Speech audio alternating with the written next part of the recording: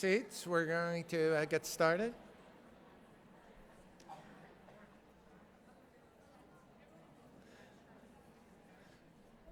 Okay, good afternoon, everybody. I hope everybody had a fulfilling day and you've had the opportunity to come in contact with a lot of important information from presenters, and it's gone well for you. I'm Mike Nichols, and I'm very pleased to present the first part of this presentation.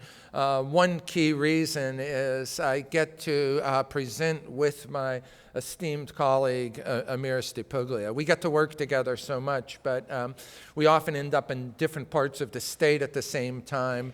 So we have very little opportunity to plan something together and to actually be on the stage for a session together. So that's really an honor and a pleasure for me.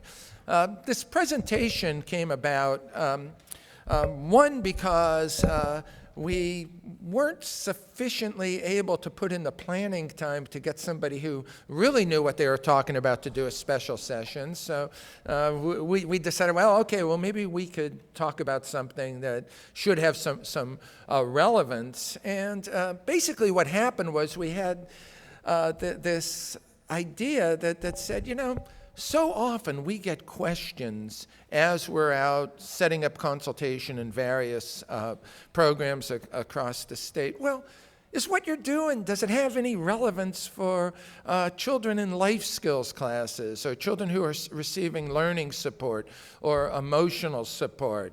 And, isn't this ABA stuff just for autism? And we figured that it might make a lot of sense that we sort of talk about how there can be the processes of effective instruction aren't disability specific. They are not related to a child being this way or being that way. They're derived from solid principles related to the scientific development of learning theory and how do we teach and how do we measure outcomes. And we thought this would be effective to all of those who work in special education, maybe primarily as autism support, but who have questions from colleagues. And I know that most of the people in here work in special education programs, and their efforts often extend beyond students who have a clear diagnosis of autism. So I'm hoping that these comments we make are helpful to all of you in your positions, either as autism support teachers, as administrators, or as staff who have children you're serving under the definition of autism in other classrooms, such as life skills. I'm very happy to put up this picture here. This is a group of friends and colleagues who I am so proud to work with at Patton. These are people who work in the Patton Harrisburg office and do all sorts of things, such a wide variety of positions they fill. They are great fun to work with. We have an office in which there's great collegiality, and people like to talk to each other and are friendly, and I'm very proud to put up their picture, not because I want to tell you what I just told you, but to point out something here. This is like a diverse lot of humanity you're looking at up here. And just, visually you see a great difference between people. But it's not different from the circumstances in which we find this in educational environments. There's great diversity of children, both culturally, in terms of different ethnicities, in terms of backgrounds, in terms of their physical needs and health. And the metaphor I'm sort of making here is this diversity of human characteristics is so relevant to schools because it leads to a argument that people often make in education, or a belief statement that people have that say all people learn differently. And I think one of the things we're going to be talking about today is the idea that that's probably not the way we should look at it. I think all people have learned different things, and all people have different backgrounds that influence their ability to come in contact with skill development to different degrees. However, I think that there are certain other things that are generally true that are really important. You know, is it true that everybody can learn? Well, I think that it's rare when I find a individual, wait, let me rephrase that. In my experience, in my limited experience in life, I have never met anybody who can't learn. That all people are capable of having the things they do changed by the experiences they have. That those experiences shape what we're likely to do in future circumstances. And I think there's a position where we are also aware that different experiences shape different things that we do. You know, the idea that if a teacher provides us with lots of opportunities to practice something, we're going to get better at that. If a teacher provides us with only one or two opportunities to practice something, we're not going to do it that well. We're going to forget how to do it because we haven't had adequate practice. Different experiences that people provide lead us to have different outcomes. And that over the course of time, every one of us have been in different environments, and the effect of slight differences, or sometimes drastic differences in those environments, we have developed different skill sets. We can all do different things based on the experiences we've had. Certain things we have done have been punished in certain situations. Certain things we have done have met with great success. We have experienced certain things in one environment that somebody hasn't experienced in another environment. And that all comes together to shape the things we do so that we all have unique repertoires, unique sets of skills that are central and important to making us who we are. With that comes the idea of the things we do, what we do in different circumstances, clearly relate to the idea that when we have done something in a circumstance and things that have gotten better for us, things have improved in that immediate circumstance, we tend to do that same thing more often. The principle of reinforcement is ubiquitous in our lives. On a very molecular scale and on scales that are more molar and more global in impact. And this sort of leads to a global understanding of learning, not as a bag of tricks in which we teach a specific kind of outcome, where I teach the child that this is water, and what they learn when they see this is water, and that's as far as my educational experience goes with this, that they only know to look at this and say water. Learning isn't that way. Learning isn't a bag of little isolated events. It's a sum total of a lot of isolated events coming together to build complex skills in the individuals we're teaching. It's a critical component that I also think is universal, that we have a tendency, as Dr. David Palmer says, to take atoms of behavior, and those atoms of behavior come together and get recombined in more complex situations. So somebody could ask me about the effect of plastic water bottles on environmental circumstances, or how much does a truckload of water bottles cost or weigh as you're pulling it across the nation? And all of that stuff arises and it includes the basic skill that is taught when the child learns that this is a bottle of water, but it doesn't end there. And if we just stop with that, we're done. I think that is also a commonality across human experience, that we all have those kind of building of repertoires that allow combinant generative responding later on, and that educational programs have to do that. And I also hope that the efforts that my colleagues are engaged in terms of providing educational programs are structured in a way that teach molecular skills that combine, that become atoms of behavior that lead to generative responding. That is what we are looking for and care about in the students we serve. We don't want students to learn to see this and say water willy-nilly. We want them to be able to listen to a question and say, where's the water? In the bottle. What does the bottle have? It has a label. Is the bottle full or empty?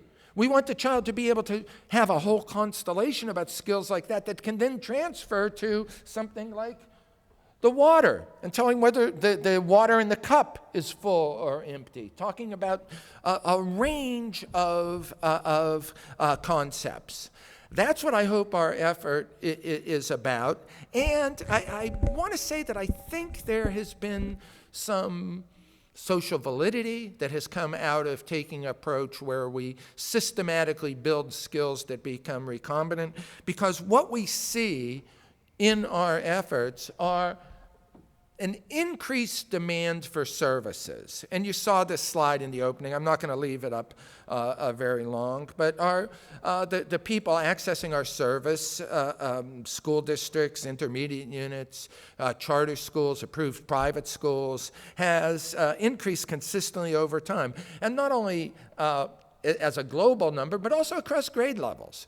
We have increases in service providing from early intervention through secondary programs. I say it's a measure of social validity because what we're seeing here is that all these sites volunteer to participate. Pennsylvania Department of Education has never put out a bulletin saying to a district, you must participate in this effort. We've also not advertised or put out flyers other than doing things like this where we talk about what we do. Many sites approach Amiris and I to request participation because they have heard about what's going on in other school districts or because a parent has come to them and said, this is something that is likely important for my child's development. How could we make it happen? So what is it we do? Well, to arrange environments and experiences that get at the idea that we're going to promote generative responding across individuals. We need a consistent approach to education that has certain hallmarks of design, certain design features that allow effective practice on the part of teachers. So we accomplish that by establishing competency-based trainings. We want teachers to be able to attend our intensive skill training, and we teach particular verbal skills so that people have the verbal skills to be able to analyze their own responses and the responses of the students they're concerned about, as well as to demonstrate some basic procedures that have generality to other teaching procedures. But just training and getting people to competency in some analog kind of format is not sufficient. It's not like what you're learning. Please forgive me. What you're learning at this conference is fantastic. We have some of the best presenters in the world at this training, people who have taught me a tremendous amount that I'm so grateful for. But if the only thing you learn is at this conference and it's not put into practice in some way in which the skills you are learning are directly transferred to working with students, and you're able to gauge whether what you're doing is actually working or not, the content from this conference might as well be watching, the final season of some HBO special, Game of Thrones or something. It's only worth that much. So you need a component that involves online or on-site guided practice. And the folks I work with are very good at actually going into classrooms and accomplishing a couple things.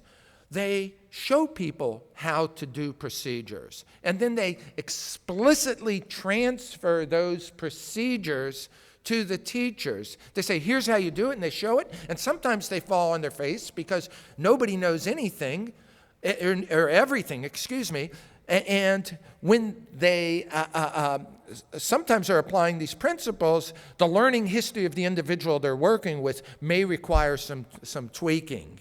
And they tweak it according to those principles of learning that I believe are pretty universal. Principles such as stimulus discrimination, prompting procedures, making sure that reinforcement is immediate, that you're manipulating motivation so that your reinforcer is effective in the moment, and arranging a hierarchy of skills so that the skills lead towards building entire repertoires that are generative and allow individuals to learn skills that they'll be able to put together in novel situations and in situations where they need to practice the skill. Finally, that's still not enough. Teaching teachers, transferring it to teachers so that they can do it is not enough. We also have to make sure that there are ways that whatever is going to work for a set of students is carried over on a general basis through an explicit technology of teaching with feedback and measures of treatment fidelity. Those are also significant components of an instructional process. The sum of what we're saying in this hour and a half is that those things have very little to do with autism, and a ton to do with good instruction in general. There are things that if somebody said to me, if I was in a position where there was some skill that I needed to learn, I would want somebody to put me in a system that teaches me like that. And I think we all would probably agree with that. So what is addressed in the consultation? Well, one thing the consultative process can't do is ferret out particular areas of instructional delivery at the cost of other things, or look at instruction as this isolated interaction where a teacher does this thing and that's what they do with the student and that's all they do. The reason I'm making that point is that instruction is actually pretty complicated and involves looking at multiple variables that influence instructional effectiveness.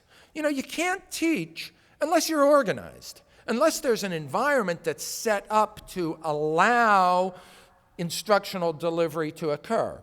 This would involve doing things like making sure that instruction is scheduled, and we're going to go into details on these things. Making sure that there are materials are organized and where you need them, or they're where you need them to be when you're going to use them. So all of those organizational variables come into play. You also have to have instruction occurring in a way that is going to promote the individual being able to perform skills that make them a meaningful member of their community, that allows them to shine when they're with other people, and therefore the concept of least restrictive environment becomes very important, and not in a trivial fashion. Not putting a kid in the back of the classroom to cut out pictures of the planet while the rest of the class is talking about orbital velocities. That's not inclusion. That's calling attention to this kid can't talk about orbital velocities. We have to make sure that instruction is meaningful and that children are becoming meaningful participants in their environment. We also have to make sure that whatever we teach is able to be generalized to other circumstances, so that we have to address issues of how are teachers communicating with parents? How are parents learning important things such as, what did the child learn that day? What is critical in terms of outcomes of instruction that are tied to that child's daily life? We need parent training that is explicit, that says, here's what we're doing in school, here's why we're doing it, and here's how you can help. And vice versa, parents have the opportunity to feed in and say, I'm worried. My daughter can't do this, and it would make things much better for her in the future if we taught that. So that this parent and family engagement is a critical component of programming. I mentioned that the idea is we can't simply teach a skill in isolation. We have to have logical sequences of instruction that allow a child to move through skills that have wide utility, but are also tied directly to practical outcomes, whatever those practical outcomes may be for that student. That also requires assessment. How are we going to assess what the child is going to need to do in their daily life? Teaching procedures need to be defined. How is it we're going to teach a tact of an action? How are we going to get the child to engage in a discrimination in the presence of the same thing? What is it versus what is it doing? What procedures do we have to do that, and then allow the child to then discriminate a different action on a different object without being taught anything other than the tact of the object, where the action transfers because of teaching procedures? Those are important considerations. And there's also the issue of social interaction and making learning a valuable thing, but not just learning in a general sense like lifelong learners. Yeah, we want that kind of thing, but I don't know what a lifelong learner is. But I do know that the people I have interacted with have had major impacts on what I can and can't do. And if I was unable to interact with a person who could show me different things, I probably wouldn't have learned stuff like how to use a cell phone. Somebody had to show me initially, because, initially some of these programs on a cell phone are not that intuitive. We need social interactions. If you can't cooperate in the social interaction, if there's no value in interacting with another person, programs aren't going to work. That's why it's central in designing educational interventions to get social interactions going and make sure that interactions with other people are valuable at whatever level is possible for the individual, and sequencing that establishment of the value of interactions carefully. And then also making sure that if there are things that are happening that are not in the best interest of the individual, that in the long run are going to harm them or be detrimental to society as a whole, how do we reduce those problem behaviors in ethical fashion, in a way that is going to look at teaching the child to do something that is effective and allows them to access better things in life, more reinforcement? It's sort of this whole idea of what we're teaching leads us back to the nature-nurture debate. And the perspective we opt for in our work is typically one of coming down on the side of nurture. Not that we deny the impact of nature. Nature sets the stage. We all have bodies that have been built through genetic processes. We all have functional neurological systems that allow us to respond to the environment and are critical for that. But in school settings, we can't saw open a child's head and manipulate the brain. We can't give drugs to change the psychopharmacological components of their system. There's not much we can do about the effects of nature. But we can do things to manipulate the environment to allow the child to come in contact with better things that will manipulate their repertoires. That is the responsibility of us as educators. Nature is this learning that flows from development and a biological unfolding. And I guess we could do something like that, make sure children are well cared for, fed, taken care of. But we also can't do much about, genes, at least not yet. And actually, we can in some cases, but the genetic interventions are not something that educators do. We can only deal with the effects of genes. This focus on nurture allows us to look at skills that develop as a result of the interaction between a teacher and a student, and is therefore a very optimistic position to take, because the things we could do something about are the things we can change. The things we can't do something about, we're not going to be able to touch. Okay? So it sort of suggests that, as teachers who look at instruction as an independent variable and the outcome being a dependent variable, what the child does, how the child is different as a result of interacting with us, leads to a structured approach where we sort of kick in some of the phases of learning that were iterated by Markle and Timon. We need to provide direct and explicit instruction. Teach skills. Look at directly, what are we teaching? And then from there, we have to make sure that the skills are practiced to a level where the child can emit them automatically, fluently. So learning a skill is not enough. The child also has to have enough practice to do it well. And this includes all sorts of skills, such as being able to make transitions. How do we set up programs that will allow that kind of practice with this?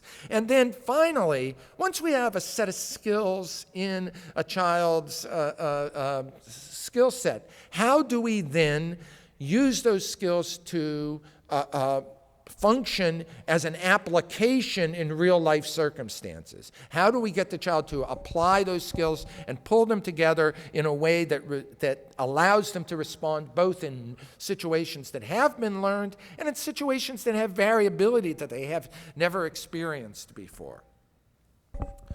So, outcomes relative to their lives are what's important. And this requires that systematic approach I'm talking about. We need educational interventions for students with autism that generate greater independence. Notice that I didn't need to say children with autism or students with autism. Fill in the blank. All students need to be more independent. And we need them to reach their potential and be able to be meaningfully participating in society, fulfilling roles that are helpful to one another in a civic kind of manner. And we need to reduce problem behaviors. This individual happiness, the ability of the child to do things as later on in life and currently in life, do things that access greater levels of reinforcement and contribute to the well-being of themselves and others is important. This suggests that in an educational system, we are looking to assist students in being productive and having skills that lead them to participate in the democratic process as much as possible. And I think that's what schools in general are set up to do. Participating in a democracy, participating in civic life, being of service to others is not something that is magical and is only the result of emotional things in which other people are endeared to us. It's the result of skills. We learn that when we do something for somebody else, there's this social reciprocity that kicks in and is of benefit. We need a school-based instruction that is able to produce and demonstrate those outcomes across the level of students we're talking about. And I think this is consistent with the law we all function under in regards to special education. In Pennsylvania, that's Chapter 14 of the Educational Code, and nationwide, it's IDEA. We have laws that require measurability and meaningful outcomes. So, I'm not going to spend too much time on the next couple slides, but I wanted to put up here a list from a patent handout that exists. Other colleagues outside of the Autism Initiative have looked at, well, what's generally the research saying in terms of what works in education. And this list is extensive and demonstrates many of the things I was just talking about. Students learn tasks when they are actively engaged. They have to be doing something. High success correlates positively with student learning outcomes. That if you have children be successful, they have better outcomes. More content covered, the greater the potential. So you want to be able to teach in ways that move children through instruction quickly, which requires making sure you're at the right instructional level, enough practice, and moving, once that's mastered, moving on and tiering things in a way that allows that moving through the curriculum quickly with enough experience, but only when children are successful. And designing instruction so you can move quickly with success is important. We need independent, self-regulated learners, meaning that we are teaching students to be able to moving into a technical term, tact their own behavior. Tact when they are consistent with some rule-governed behaviors that are set up.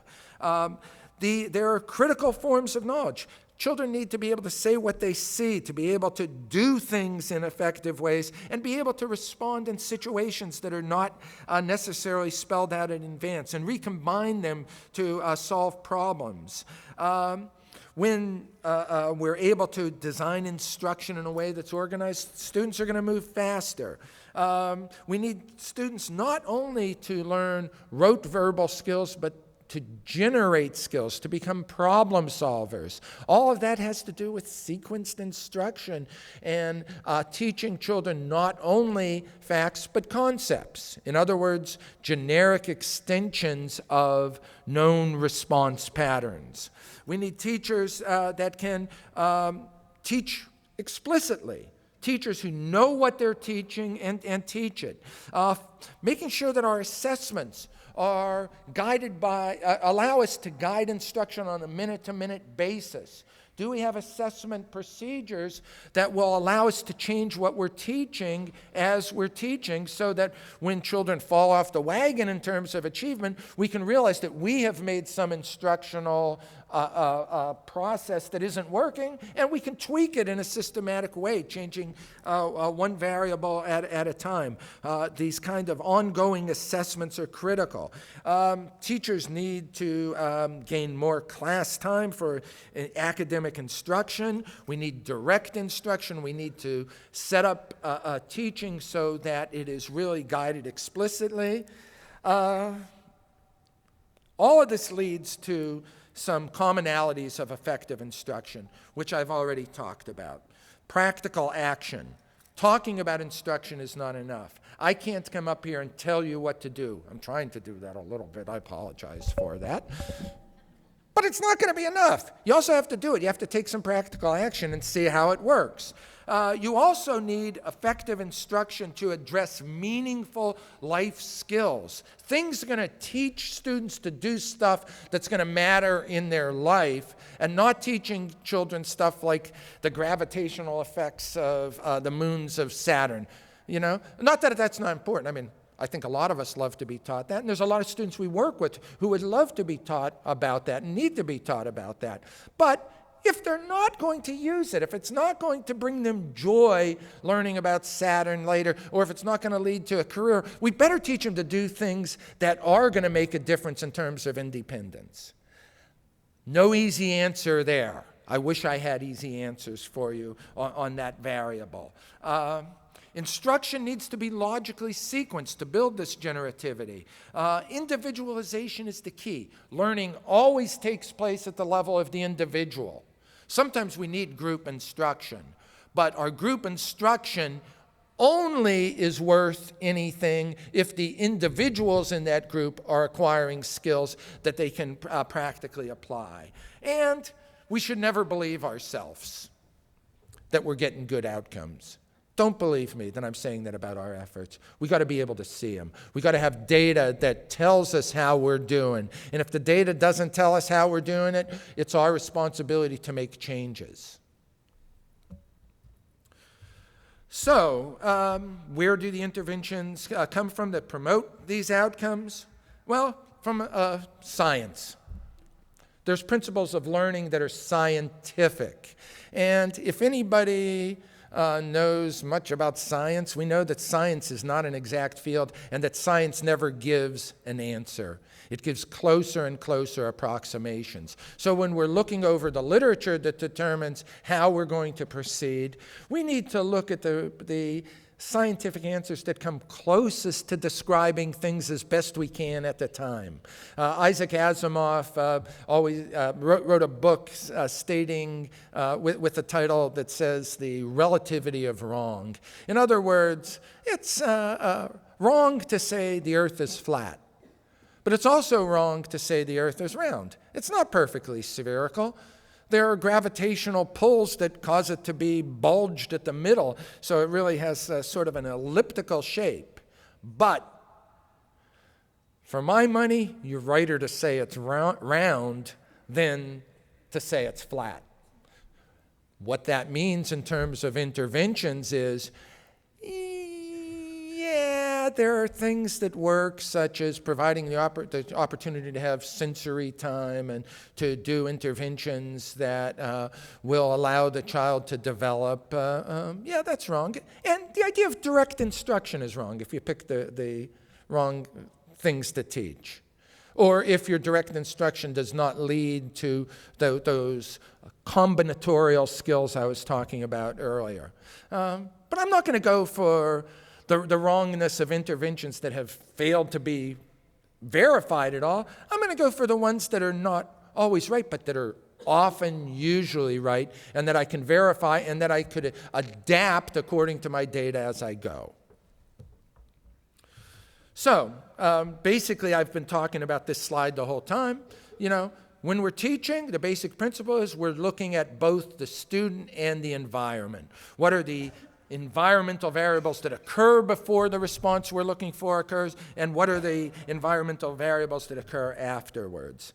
This then leads to some key instructional implications of ABA. Rate of response is a critical data, making sure there's lots of active student responding. Reinforcement principles, sequences of instruction, data-based decision-making, a focus on the relation between independent variables, how we teach, and what the child does as a result of that. Procedural description, so we can make meaningful adjustments if instruction doesn't work.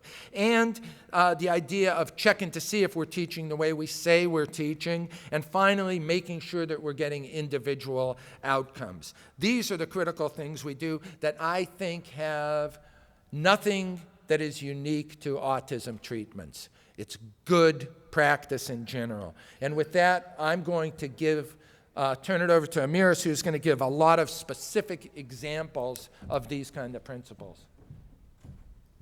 And no worries, there is no disrobing or music involved today. So I just want to remind everyone, yes, this is the system we use. Yes, these are the principles we use. But the whole purpose of this is that we can't stay within this bubble of autism. These are the principles that govern all our behavior, and we could be such a much better world if instead of singing what the world needs now is love, love, love, we would turn that into more behavior analysis and more principles that lead to effective outcomes. So some of the things that we have put in place that are generalizable to any other setting. So oftentimes we'll be in a school district and an administrator will say, well, why are we doing this just with the children with autism? And we look at them and say, no, that's what you're doing. We want you to do it with everybody, because it would work with any child in general. They are principles of effective instruction and grounded in the principles of behavior analysis, where we can rely on antecedent and consequent manipulations to improve outcomes and get behavior to occur, right, that we want to occur, and get rid of others. So what are those components? We have a site review process. It has 61 different components, all within general areas of effective principles. One is classroom organization, which you heard Mike talk about. What does that involve? Organization of instructional time, so that what's being maximized is student opportunity for responding and learning, and not engaging in activities that are meant to fill the day and get through a school day. Organizing the environment so that it's conducive to learning, so that there's no clutter. Teachers have the materials they need. All materials for instruction are ready to be used. And not just that the materials are there, but that the materials that are being used are organized in a fashion and selected to lead to the type of outcomes Mike was mentioning. That it's not about teaching a student to respond water when they see a picture of water or even several examples of water, but that we teach the student a concept where we're teaching, just like the word says, the actual meaning of what that is, that they can extend that response, the tact, to other exemplars that had never been taught. So regardless of which water you teach, you're selecting the exemplars and you're organizing instructional materials to teach what is and what's not.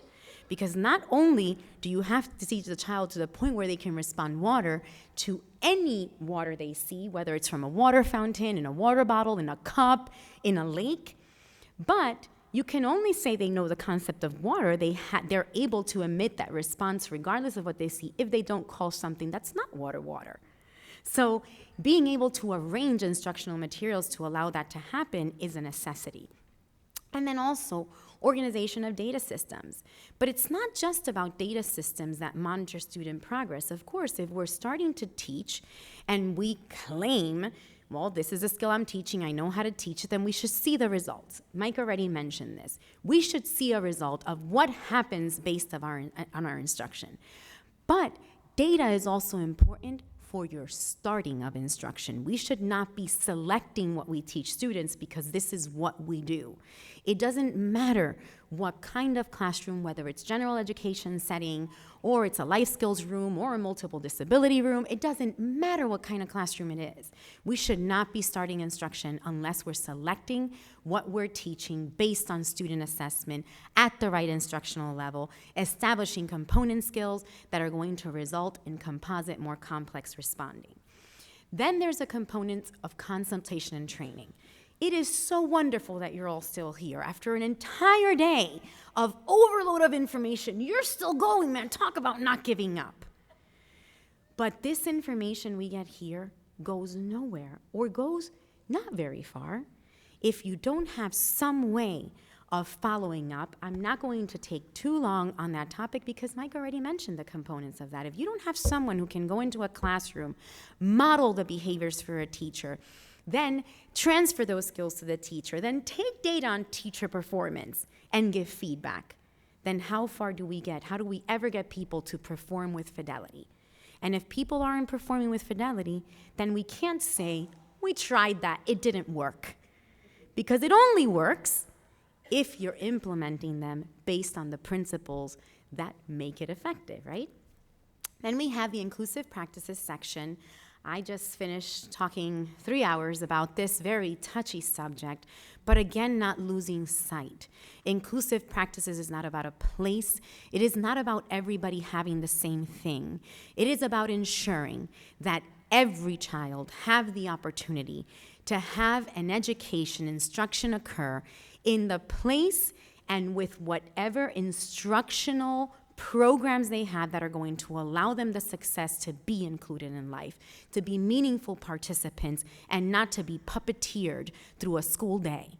That is not inclusion. As a matter of fact, that is more exclusionary than any inclusion we could talk about. The end. Family engagement. one of our biggest highlights in this conference, can you raise your hand if you're a parent? Check it out.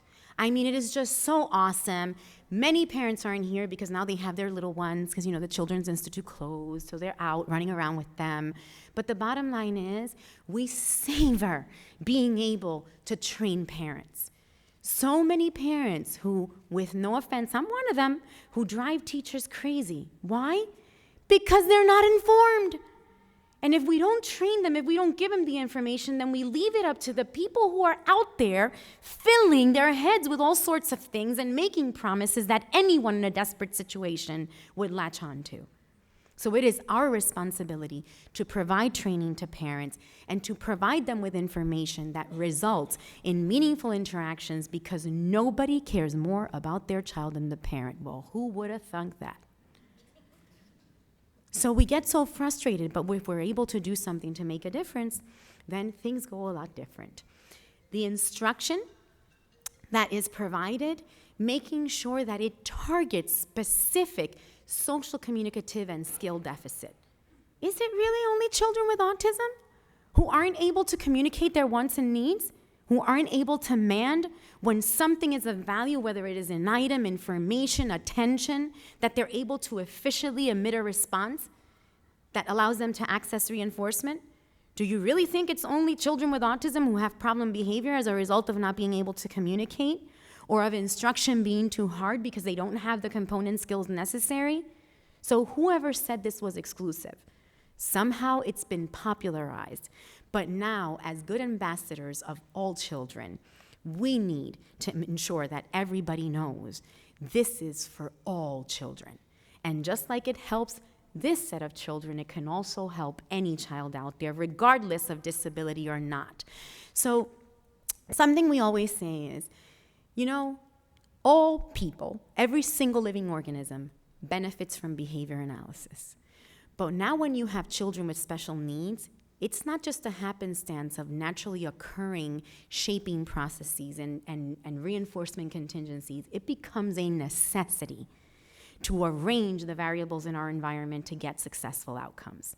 That's the way I look at it. This is about no longer a luxury, no longer something that happens by chance, as we all got here somehow and survived, even though nobody formally knew they were using behavior analysis with me, but somehow, it doesn't matter if we believe it or not, if you know it, those are the same principles that shape all our behavior as well, right?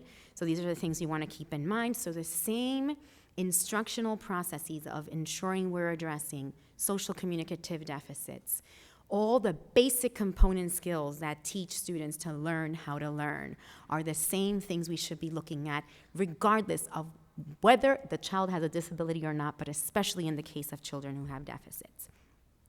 Social skills instruction, again, not inherent to autism. It's not unique in autism. It's definitely a characteristic, but not necessarily unique. Then there's a whole section, after the whole section on instruction, on behavior intervention, behavior management. Again, more often than not, seems clear to everyone. If a child has problem behavior, we must have a functional behavior assessment. You all know the rules. You check that box on that IEP, now you have to do an FBA, you determine the function. But what good is it to determine the function, synonymous to reinforcement, synonymous to what is the student getting out of that behavior? And now you look at the intervention, and it's a hodgepodge of a list, a laundry list, a bag of tricks that has absolutely nothing to do with the function. And that ignores completely what we have learned of what the effective components of a behavior plan should include, which include reducing motivation. So how do we alter the value so that the student no longer wants to do it? If things aren't of value to me, then I don't need to engage in this behavior. If I'm engaging in this behavior because instruction is too hard and I want out of here, and every time I see a person who looks like a teacher, resembles, smells like a teacher, I just want to run in the other direction because I know my life is about to go downhill.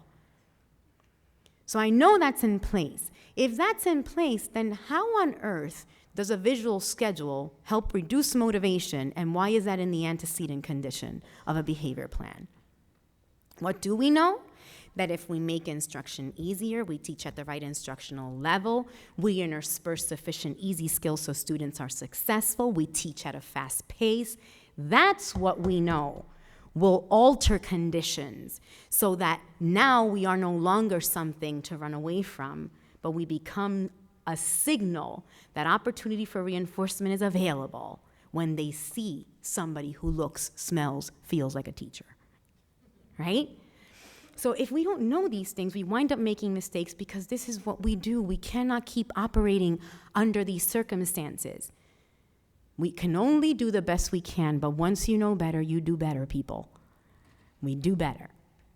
And then the other two components, teach the skill sets they need to know. If they have other skills that are efficient and that allow them to contact reinforcement, then what's the need to go through screaming and throwing chairs? That's a whole lot of work. If I can just say water when I want water, well, this is a whole lot easier. That's a lot of effort to pick up a chair and throw it across the room. And their throat must hurt from screaming, but if that's the only response they've been taught, then that's what they'll do. And if we don't teach them different responses, trust me, they'll come up with new ones on their own. They're generally not the ones that are appropriate and would be easy on everyone else. Last but not least, the component of extinction, basically not allowing the behavior to get fed. Don't let it get what it wants. Don't allow it to contact reinforcement. Make it inefficient. So they're unable to contact reinforcement. So now you go back and you say, let me check to see if the things here, if you can't answer in your antecedents, how is this reducing motivation? If you can't answer in your teaching skills, how are these skills going to translate into them no longer having to do this? And if you can't answer in your third component of consequences that follow when problem behavior occurs, does this ensure the problem behavior doesn't contact reinforcement? And throughout it all, priority of safety for students, then we have a problem that needs fixed. So, in terms of classroom schedule, what are we looking at? Density of instruction. So, what are our teachers taught, which should be applicable to all? Why do we go to school? Let me have a piece of news that you may not know. I'll tell you this, secret. Children go to school to learn. They don't go to school to take naps, to take breaks. They don't go to school to make snowmen, unless they're learning something from making the snowman. So our schedule should prioritize instructional time for all students. At least 75% of the intervals should be allocated to instructional time tied to the programs, tied to the data systems, and guide staff behavior. That's the way we want to see it happen, okay? With that said, as far as how we guide our teachers, this isn't about a schedule where you have a student who already has trouble transitioning and now we're gonna add a visual schedule so they can check their schedule and somebody guides them to the schedule, and now let's add 17 more transitions to their day because now they have to go check the schedule for the 17 transitions that they already have trouble with.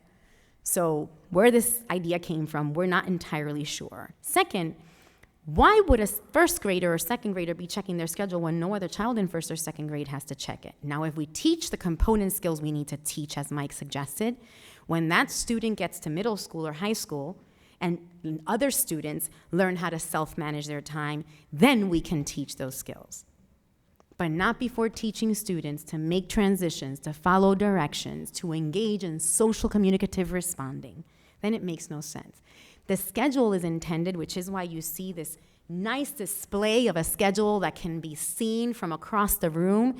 It is intended to guide staff behavior and that there is no wasted time of, who am I with? Where am I supposed? Oh, I was going to do this. What do you mean nobody did intensive teaching with Tommy? Wait, you forgot to probe him? I thought you were going to do it. No, if every staff member knows what student they have allocated, all students should be accounted for, at what time, in what location of the classroom, and most importantly, what are you teaching? Play area is not instruction. What are you teaching? If you're teaching something there, I'm cool with that. It's great to teach students in the natural environment. But going to a play area and all the adults either tweeting or Facebooking or talking about where they're going to dinner tomorrow is not instructional time.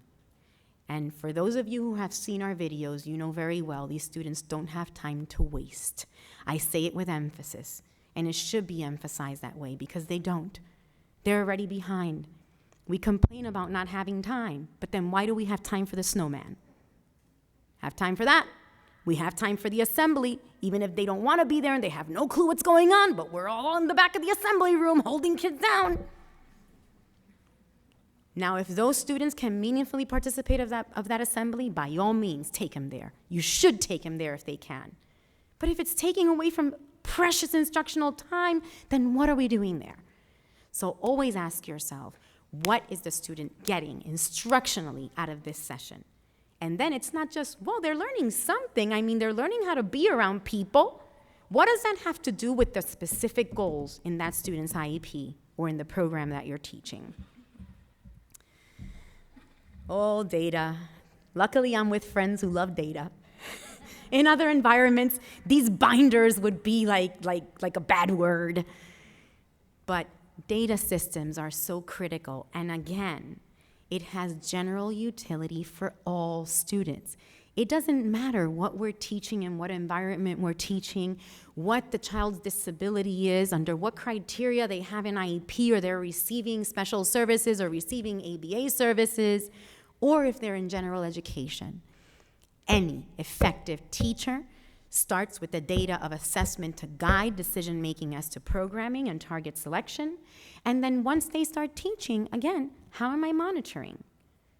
And I'll tell you this, you're probably not going to monitor very well if you are writing goals that sound like this. Under X condition, student X will perform the skill 80% correct, 4 out of 5 trials, 3 cycles of the month during the second marking period. I was good at math all my life, and I can't calculate that. And in most cases, and I'm exaggerating, of course, because that's what I do, I'm dramatic. But the bottom line is the following. How many of us, you don't have to confess, you don't have to put your hand up, there's no confession booth here. How many of us have seen goals like that, have written them ourselves, and when that progress monitoring time comes, we have no idea where we get that 60% improvement from. We just say 60 kind of sounds good, I'm gonna write it down. So no, you have to have a clear way to know what's the expectation, how do I measure that? How do I then analyze that data to know whether I keep doing what I'm doing because I'm getting the results that are adequate? Change because it's not working, or change because it's working so well that I can't keep up and it's time to move on to something else. So change isn't only because things aren't going well. Sometimes the change is, this child has accomplished. I've been able to get the outcomes of teaching this base skill to the point of generalization that now they're ready to move on to something else. Those changes are relevant too, okay? So bottom line, data should be guiding what we do. If it's not talking to you or it's not saying, do something now, today, then we shouldn't be taking it.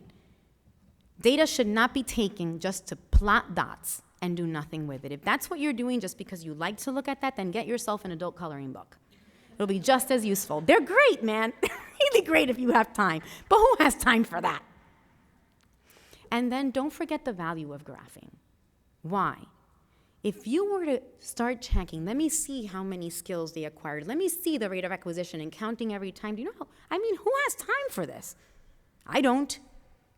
I hardly sleep, and I still don't have enough time. I think we should have at least 2 more days added to our week. They're called Monday. That's the day that comes before Monday.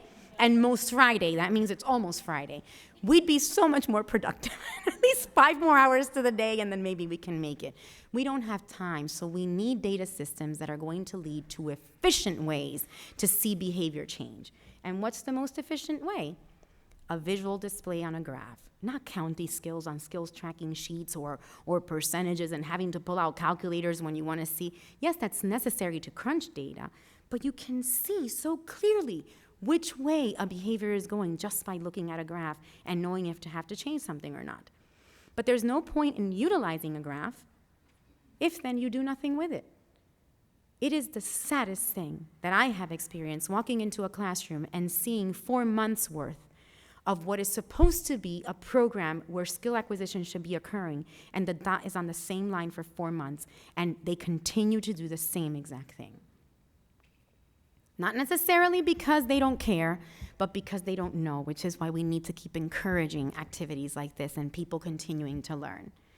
But if you don't know what to do, then ask. Don't keep doing the same thing. That's the definition of insanity. There's another thing we didn't know. If I'm trying to get out that door and it's locked, why would I keep trying to push it? Eventually, I move to another door. So it's the same thing. Make sure you're responding to your data. So this video is very old. I know some of you have seen it.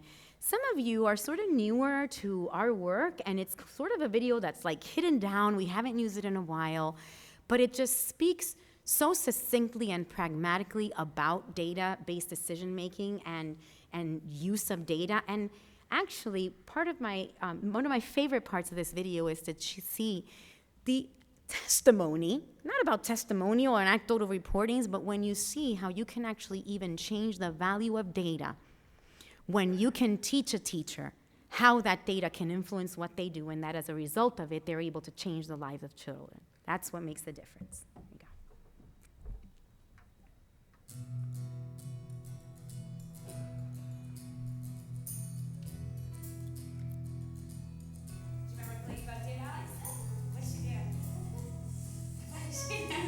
Data drives decisions, controlling what we're teaching, measuring how the student does as a response to them. That's where we're seeing the results.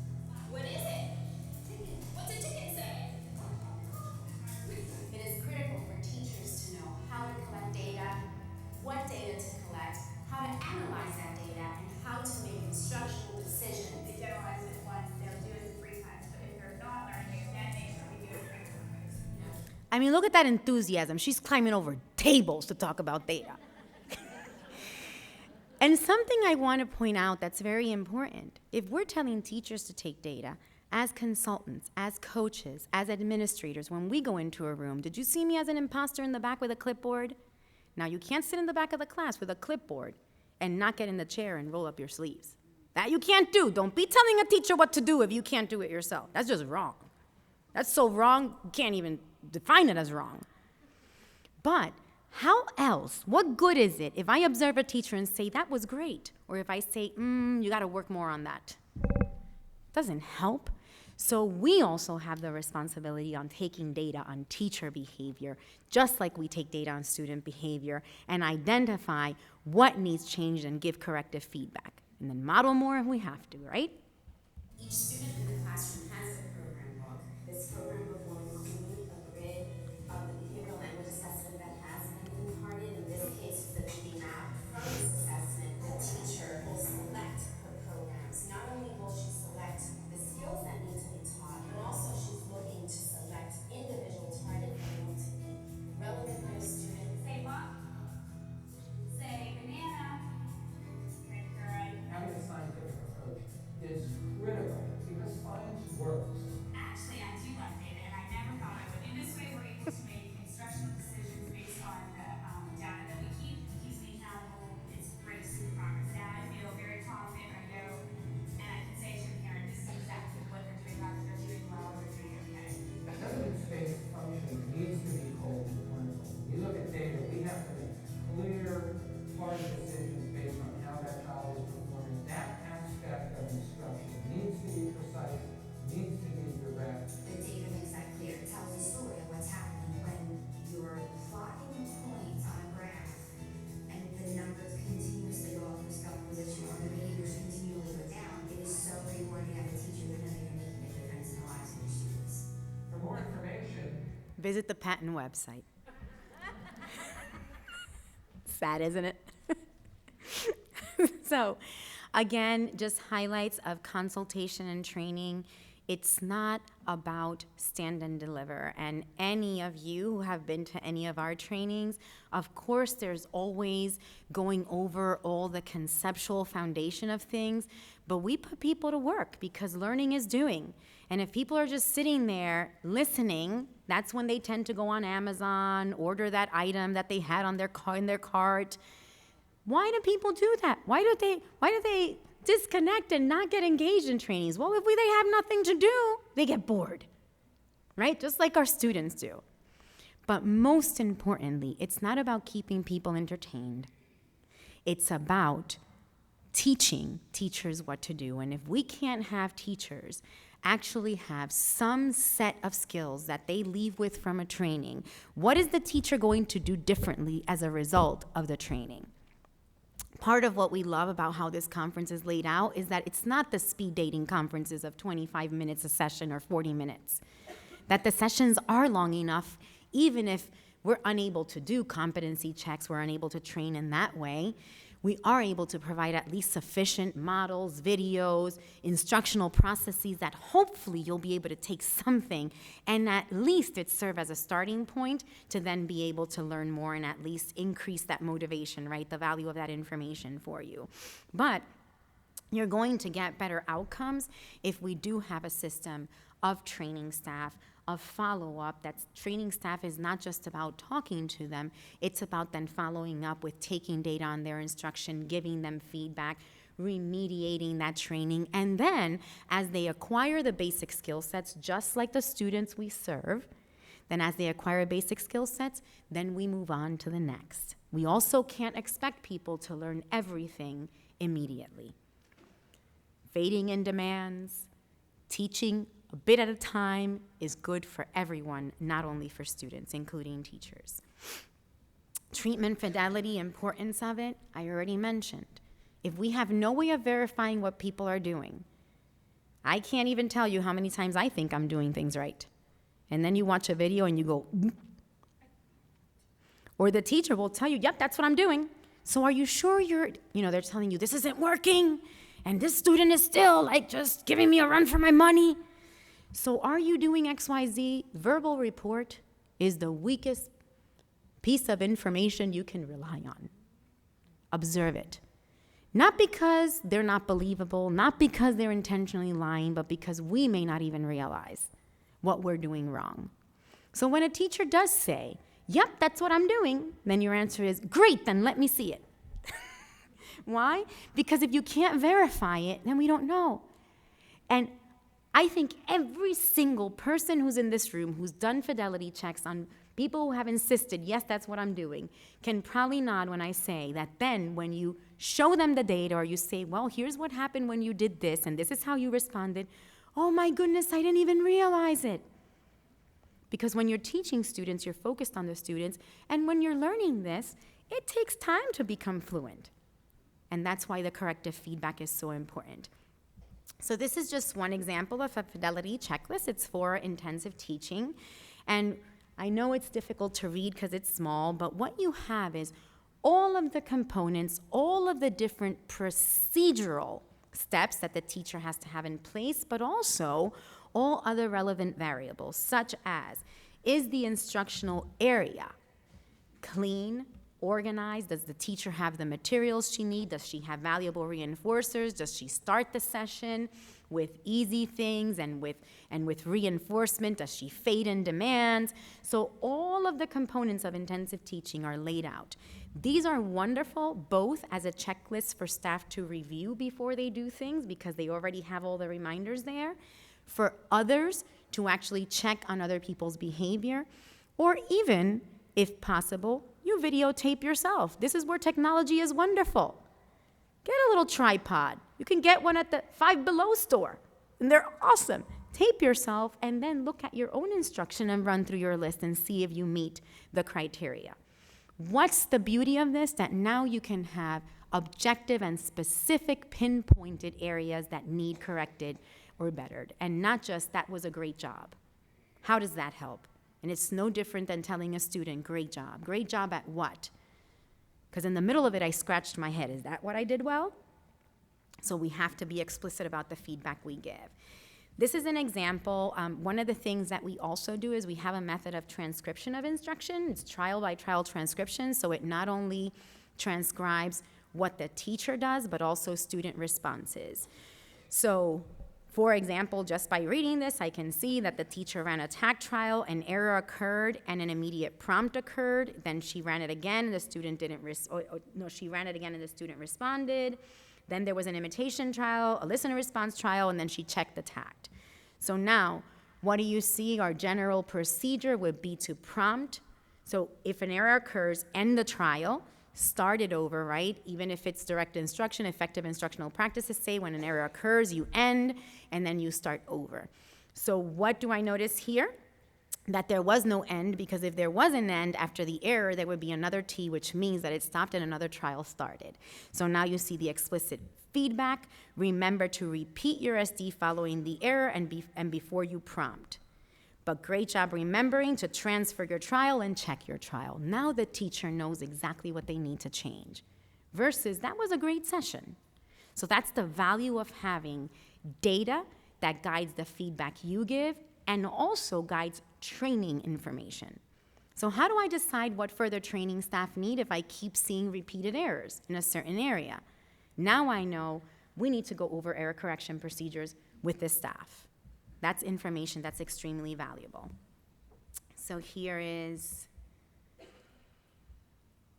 a video example of consultation and treatment fidelity. What is it? Like, Way to go.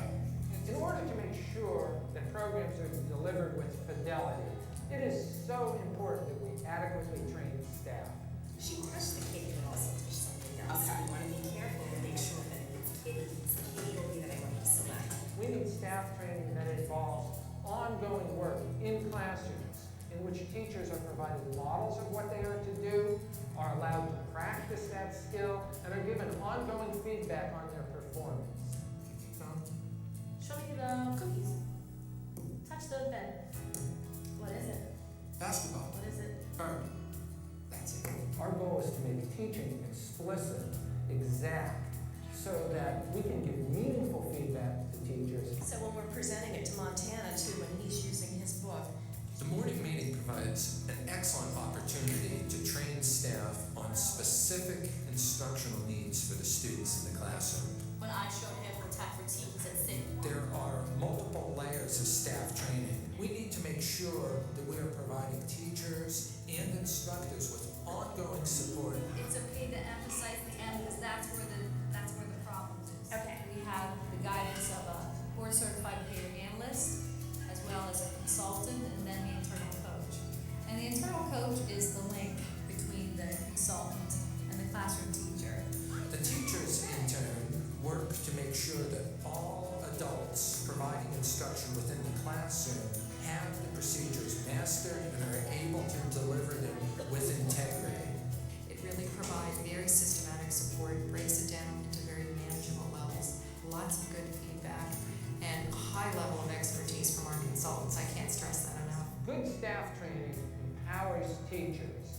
Invariably, teachers love receiving training that makes them better teachers, because in the long run, teachers are happier when they are getting good outcomes for the students they serve. For more information, Visit the patent website. So, again, Mike mentioned this earlier on.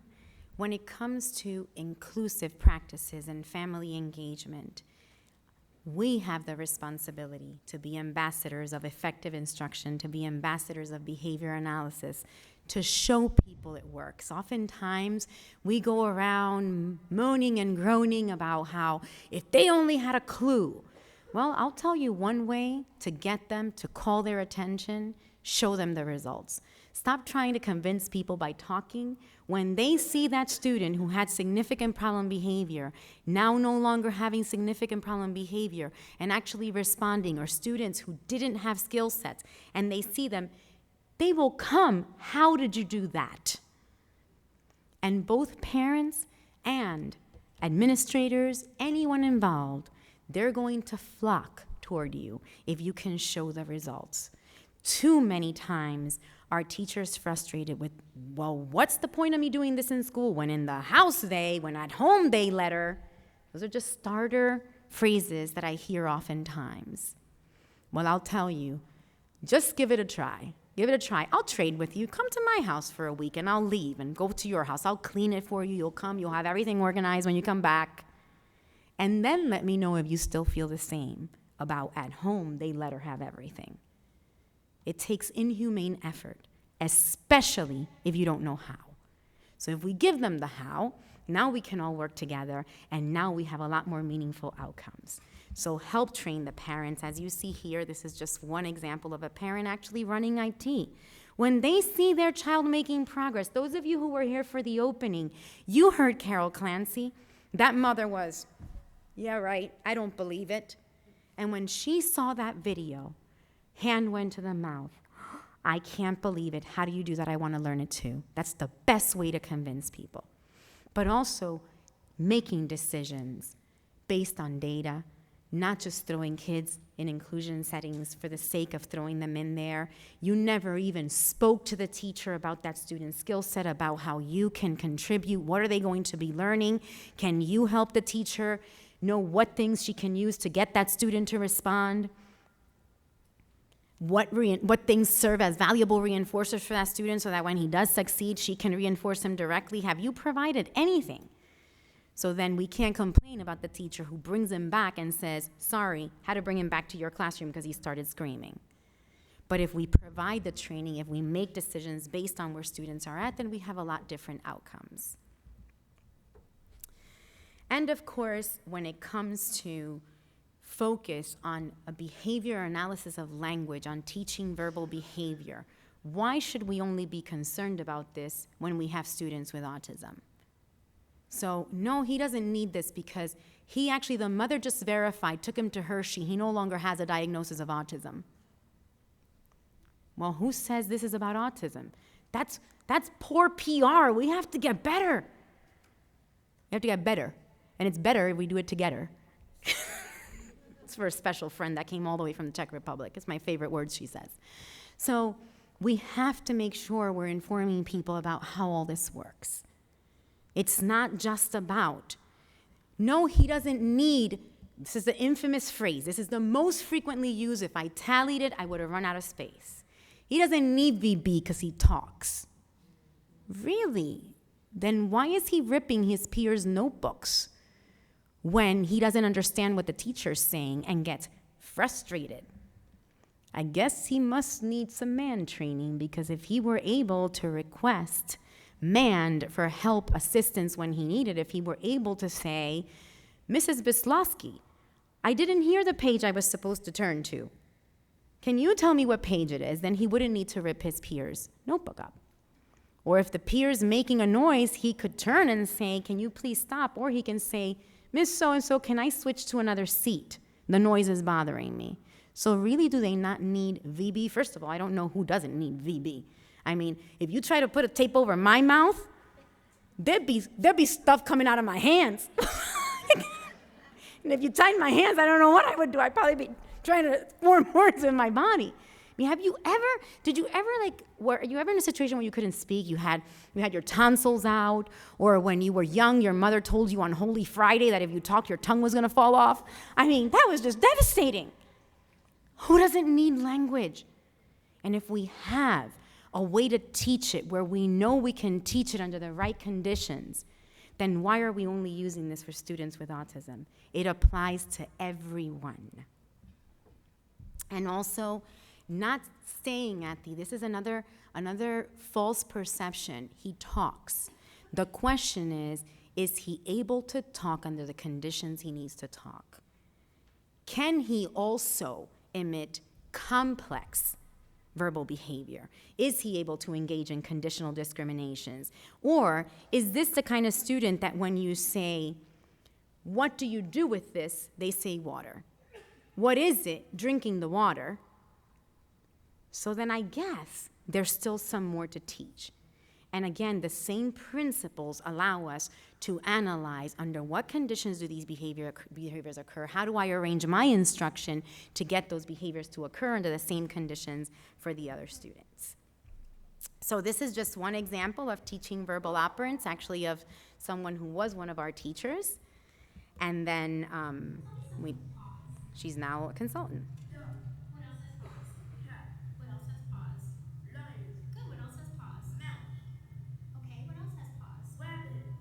Good. What else has pause?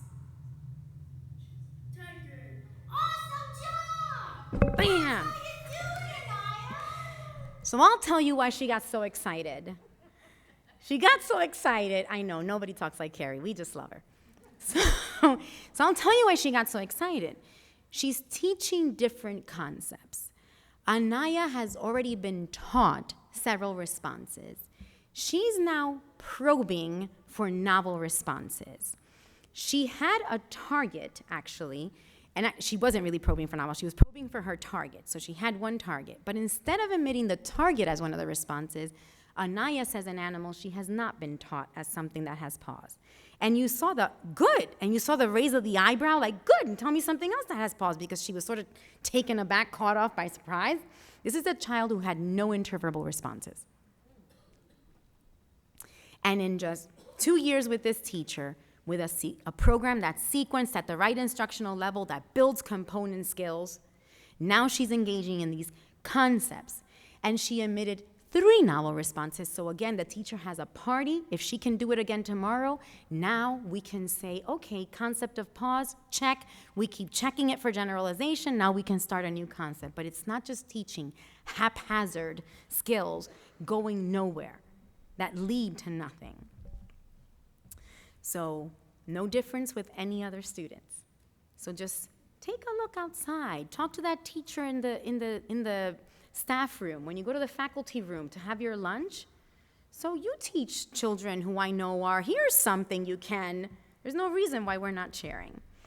And then in terms of teaching self-advocacy skills, teaching students to just get their basic wants and needs met, whatever that may be, but not stopping at the basics, but also teaching that to a complex level.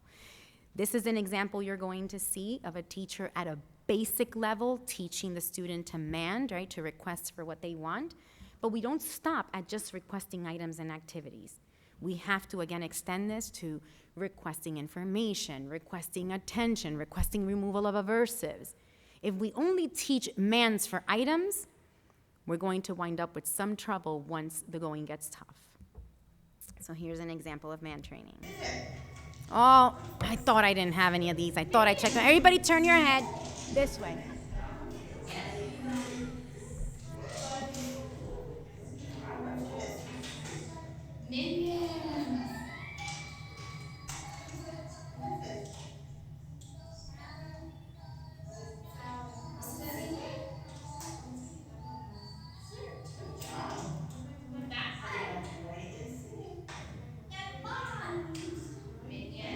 And you see, sorry, it's sideways, but you see he's signing minions.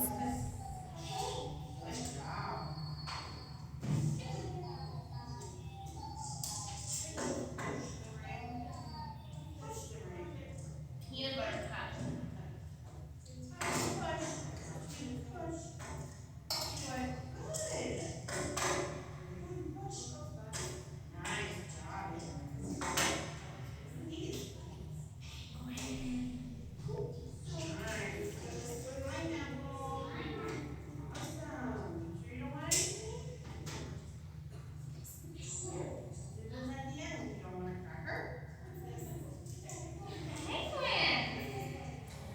So the purpose of this video is not for us to pick apart, well, here's how she got it done. This is a teacher in training who is doing a phenomenal job. It's more structured setting. It doesn't mean she doesn't do this also in the natural environment and in other settings. But the bottom line is, here's a child who couldn't communicate, who can now communicate. And that is life-changing. That is life-changing. So, again, other students regardless, it doesn't matter. It is a critical skill that we can teach all children using the same principles we use to teach children with autism. And then in terms of the teaching procedures we use to teach the verbal operants, to teach basic skills, teaching in a sequence of skills that's going to lead to building from component to composite, right, from simple to complex, applies to all students. We have learned well from David Palmer, the good old atomic repertoires. We have atoms that then, if these are the atoms of verbal behavior, they lead to then more complex skill sets. So this is just an example of intensive teaching. Maybe, or maybe not. Maybe not. So, sorry about that, I don't know what happened. And then the other thing Mike had talked about was using principles of effective instruction and, when necessary, adapting curricula. So how do we teach effectively when a student can't access general education curriculum, but is ready to learn academic instruction, access some kind of reading program? So one of the models we know is reading mastery. This is an example of a very early lesson with kindergarteners who are ready to learn reading. So it has very explicit methods of teaching, again, uses errorless procedures. All the principles of behavior analysis are included. Ready? Sound it out. All right, no stopping, remember? Let's try again. Again, sound it out. Get ready. What am I doing? After your eyes. Over here. So notice he wasn't looking. If he's not looking at the symbol, then what good is it that he's just echoing? She's making sure she's getting the behavior under the right sources of control, so she makes sure he's attending to the reading material. Get ready. Eyes up here. Say it fast. If. You read the word if. If it is a sunny day, we can go outside to play. But it's wet outside. So there's the deal. Why is it so relevant for that student? Those students not only are learning to sound out words, they have already been taught the language base for reading to now be meaningful, so she can connect it to an actual context. What good is it to decode, to read any word when you don't know what you're reading? Reading comprehension, if that's your problem, you have, as I said at the previous training, a bigger problem than you think. So what you notice is those students were ready to learn, they can sit in a group, they can respond in a group, but do you know how disastrous it is when you're trying to teach reading and teach to sit in a group and teach to respond in a group all at the same time? So we have to make sure we're teaching in a sequence, getting the skill sets that we need so that they can benefit and have good outcomes from that reading instruction. And then social skills training is another area where for some reason people think it only applies to students with autism. There are some helpful curricula and teaching processes, procedures that all rely on the same principles of reinforcement, modeling, prompting, fading prompts, ensuring generalization.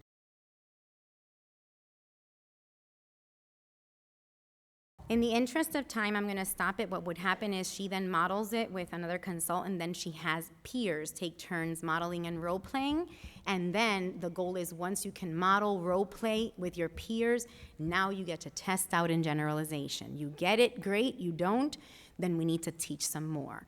But again, systematic ways to teach. I don't have to talk about the problem behavior because we already did that. In sum, my friends, behavior analysis is too valuable of a science to keep to ourselves. And there is no reason why we're not sharing it with others. So with that said, enjoy your dinner.